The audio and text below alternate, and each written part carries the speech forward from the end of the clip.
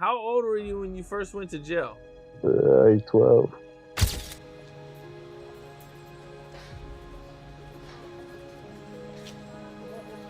what do you have to say to your fans? Bobby, anything? Of course, him supposedly being in a gang is gonna get a lot of problems. Supposedly, nigga trying to Bobby Shmurda up. Bobby Shmurda was riding high on a wave of success. His breakout hit Hot N went viral, lighting up the internet and leading to a massive record deal with Epic Records. This song was everywhere with over 900 million views on YouTube and a 5 times platinum certification, meaning it sold more than 5 million copies. Bobby was making bank too, pulling in $20,000 per performance. Despite all this, he still managed to land himself in serious legal trouble. At the peak of his career, Bobby and his crew GS9 got busted by the NYPD on December 17, 2014. They were hit with a mountain of charges. One GS9 member ended up with an insane 117-year prison sentence, and Bobby himself was sentenced to 7 years. He found himself waiting for trial in Rikers Island, one of the roughest jails in New York. So how did Bobby's bright future take such a dark turn? Let's dive in.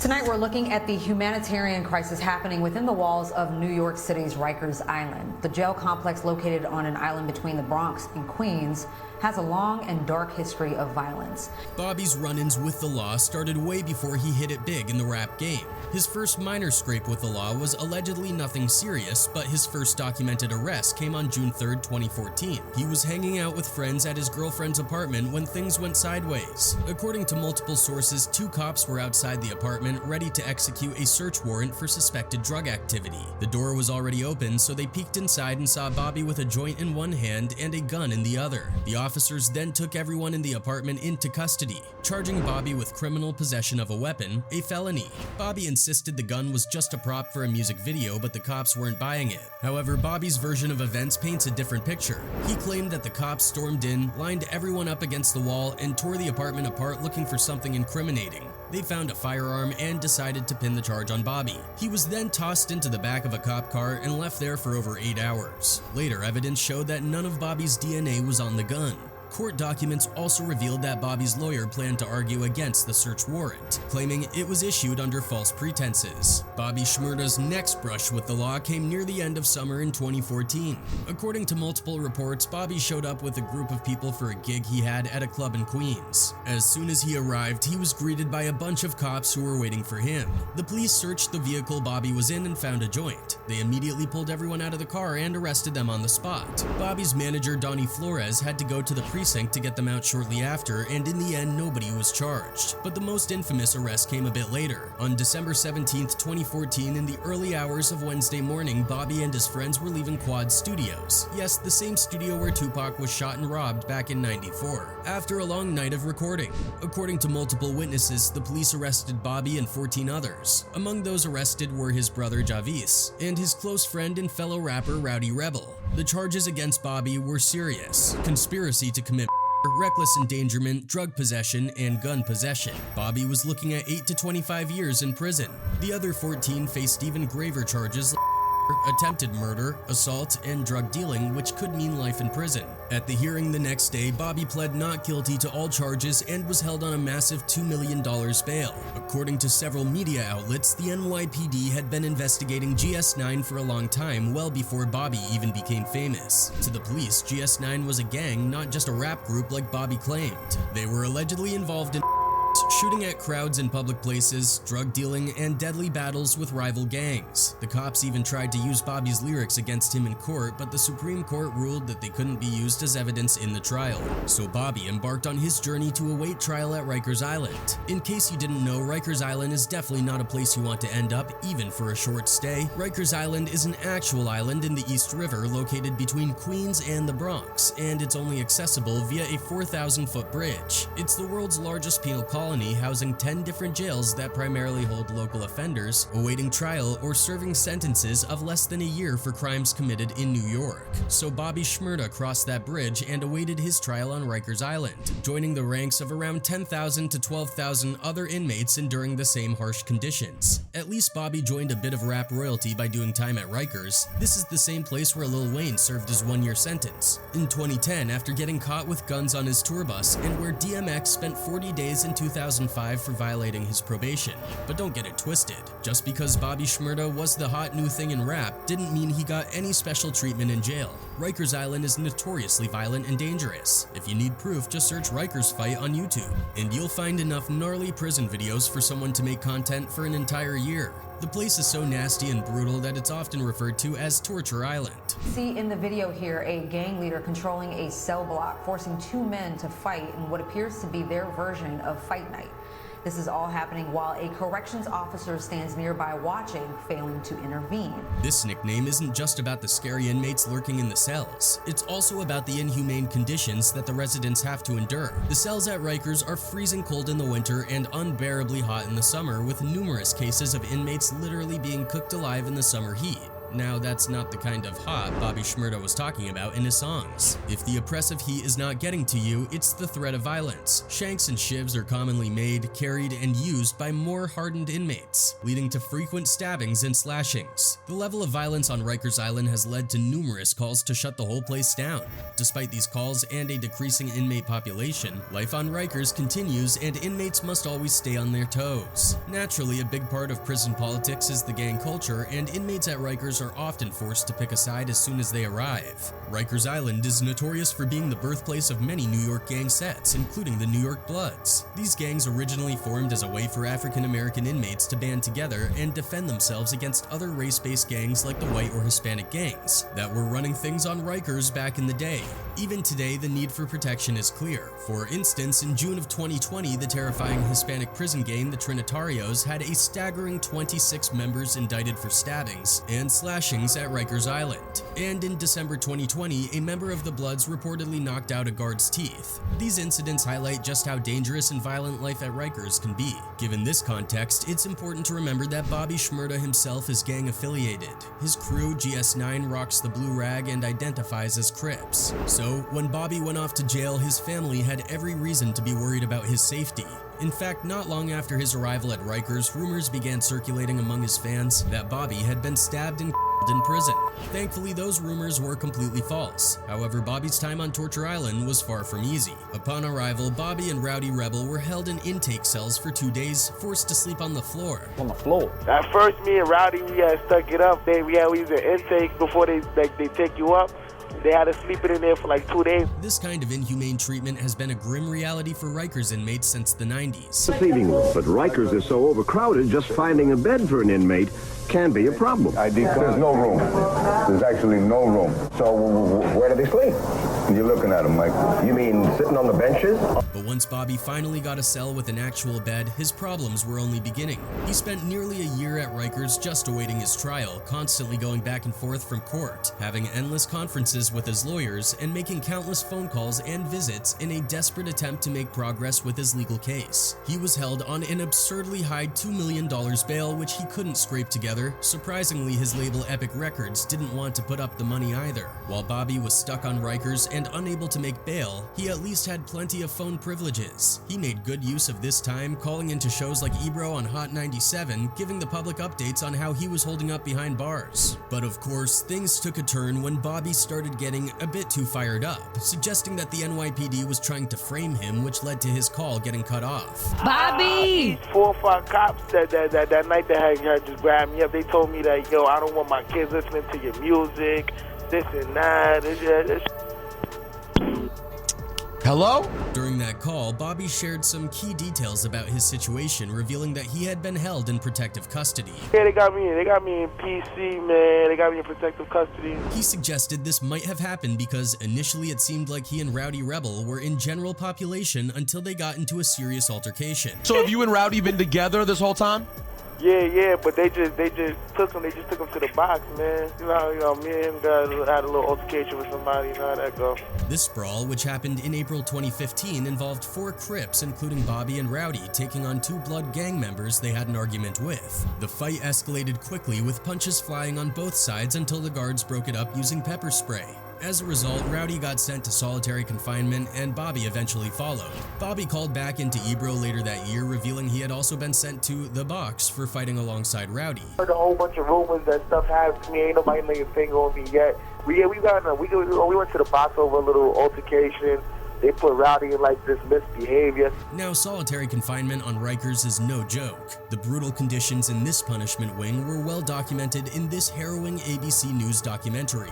Solitary confinement. Across Rikers, while we're there, 165 people locked up to 23 hours a day were inmates who attack officers or each other, fighting, slashing with hidden weapons. Concrete walls, a toilet, a sink, no TV.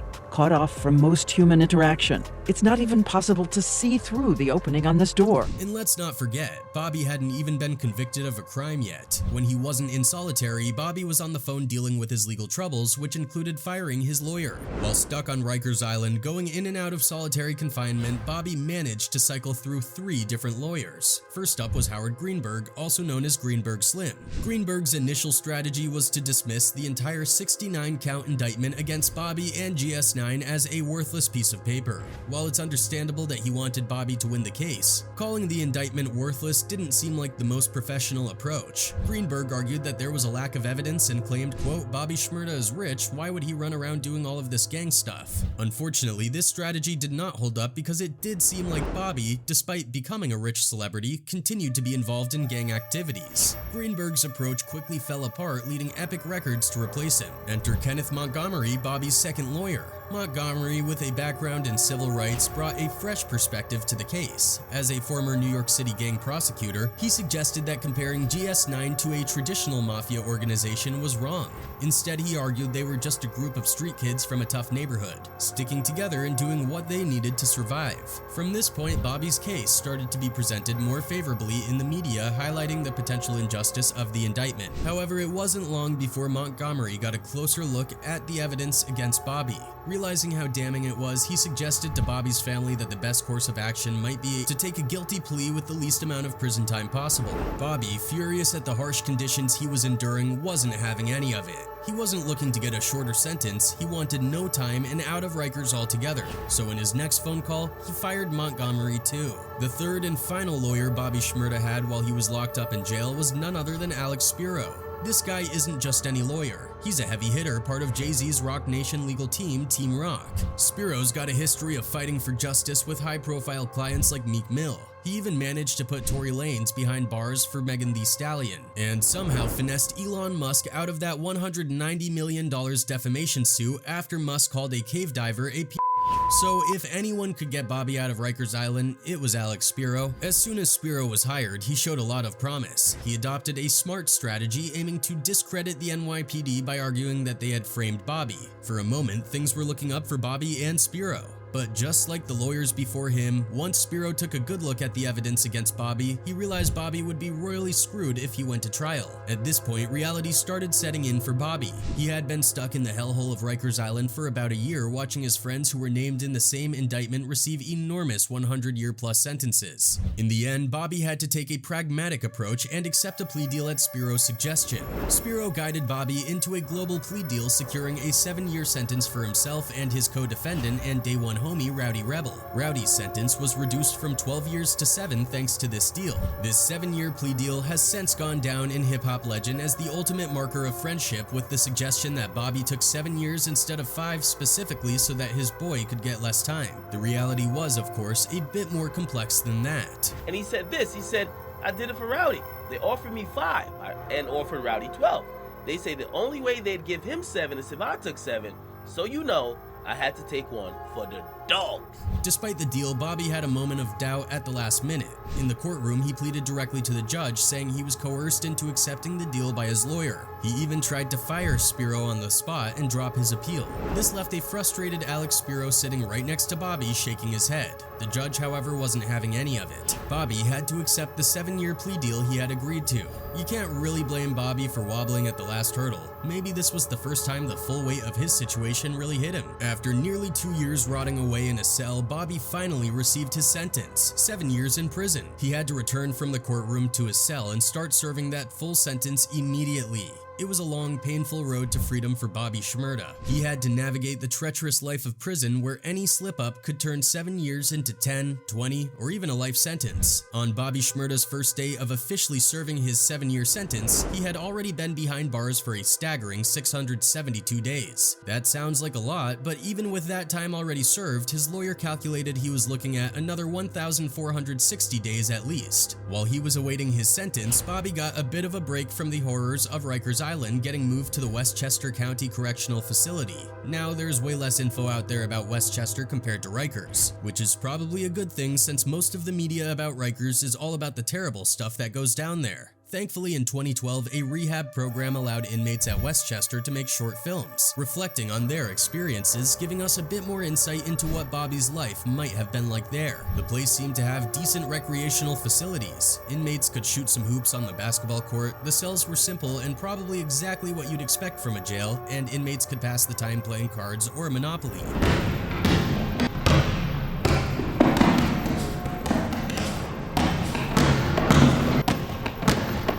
At the end of the day, you going home.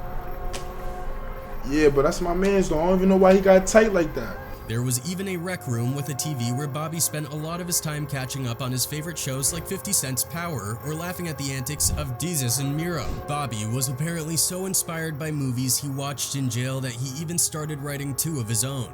One was about his experiences growing up in the GS9 gang, detailing his childhood friends, where they came from, who they are, and what Bobby went through to get into his situation. The other was about his experience as a celebrity. Bobby's mom also shared some insights about his time in Westchester. She said she made sure his commissary was well stocked because Bobby didn't like the food there and was trying to eat more meat. He missed his mom's good cooking.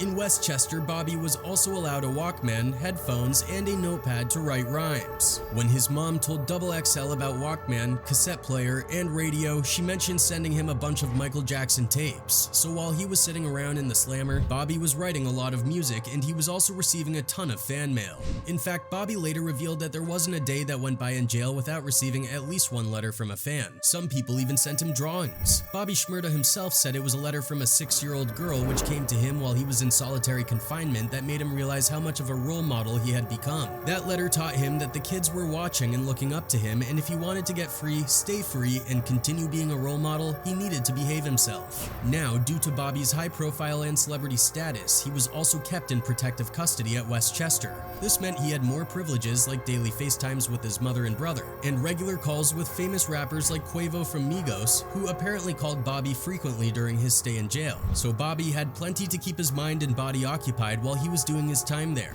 But of course, it wasn't all sweet at Westchester. Despite not having the infamous reputation of Rikers, a lot of shady stuff went down there too. Inmates have mysteriously died, with some suggesting cover-ups by crooked guards. It wasn't just the guards causing problems for Bobby either. He got into numerous altercations over the course of his stay, ending up in solitary confinement frequently. According to a GQ interview, during these stints in solitary, he immersed himself in books on law and real estate. Even in protective custody, Bobby had to keep his wits about him to stay out of trouble. One way to keep out of trouble in prison is to have a job. In a since-deleted article from Bet, they took a closer look at Bobby's salary from his prison job working in the commissary and helping process packages and deliveries to other inmates. Bet was pocket-watching Bobby harder than Teabag from Prison Break, clowning him for making as little as 10 cents an hour. Bobby later clapped back in a phone interview with DJ Vlad, saying guys don't work in prison for the money, they're saving up those cents for more phone time or good showers. People got these fucking stereotypes. Motherfucker don't work in prison for no money. You work in prison to get it on the phone or get extra or get showers, proper showers. Bobby was clearly putting those cents to good use, using his phone time not just to call his family, but also to phone in freestyles for the likes of Meek Mill and Traff. Yeah, I want to hear something. Let me hear something. I said, ain't that go nowhere, so they'll never want to see you go nowhere. That's why I keep the coke on the stove and the dope by the phone, by the dope for the phone right here. He was on the phone so much that he ended up getting fired from his job just to get more phone time. But losing his prison job was really the least of Bobby's worries. His past caught up with him in prison just like it had on the streets. At the very start of his stay in Rikers, his girlfriend was caught trying to smuggle a knife in. Years later, after Bobby had been sentenced in the main case, an investigation revealed exactly what had gone down with the smuggled knife. Bobby's girlfriend had brought an actual knife into the prison. wrapped up tight in a white latex balloon and electrical tape hidden in her bra. She tried to give it to Bobby during a visit, but was spotted by a guard pulling it out of her bra. At the time, Bobby's girlfriend was facing 7 years in prison for promoting contraband and criminal possession of a weapon. She pled not guilty to these charges, and Bobby also got hit with the same charges, plus 3 additional counts for perjury because he allegedly lied to a grand jury about the incident. Initially, Bobby pleaded not guilty on all counts. However, as the years went by and Bobby's main case was dealt with, the feds built a stronger case against him and his girlfriend for the smuggled knife. In the end, much like his original case, Bobby accepted a guilty plea for possession of contraband. In April 2017, he was sentenced to an additional 4 years in jail for the knife incident. Fortunately, this was to run concurrent to his main sentence, but it pretty much dashed any hopes of him getting out early. After this incident, 7 years really meant 7 years, and Bobby had to ride that sentence to the bitter end. Fast forward to later, Bobby got moved to Clinton Correctional Facility in upstate New York to finish his sentence in protective custody. Despite all his efforts, a hearing in the week of August 18, 2020 denied him parole. His conditional release date was set for December 11, 2020, after serving his full sentence. However, after a review by the Department of Corrections, his credit for good institutional behavior was restored, qualifying him for conditional release on February 23, 2021, with the rest of his sentence to be served on parole. Bobby was finally released on February 23, 2021, under supervision by community members in Kings County, New York. Rapper Quavo even picked him up from prison. Bobby will be under supervised release until February 23, 2026.